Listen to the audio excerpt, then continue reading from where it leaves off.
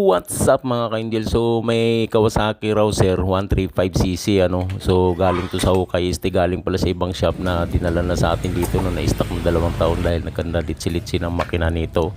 So ayun, binaba ko yan mga ka-angel. So ayun, titingnan lang natin lahat ng timing mark no. So okay pa naman siya, pati itong camshaft dito sa timing gear. So okay pa naman siya no, nandyan pa rin. So bakit naputol yung mga bolt nito ng makina?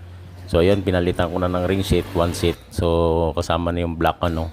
So para wala tayong hassle pagka kinabit na natin yan. So ayun, ilalagay ko na cylinder head gasket para mailagay na natin yung head no, yung camshaft. So ayun, ready na yan. Pipit ko na yan para matesting natin ano. So ayun, lalagyan lang natin ng langis bago natin i-testing ano kung okay pang compression. So ayun, titesting na natin ano. Ito na nga mga ka-angel, dahil napakalakas pa, powerful pa makina. Tara, let's go!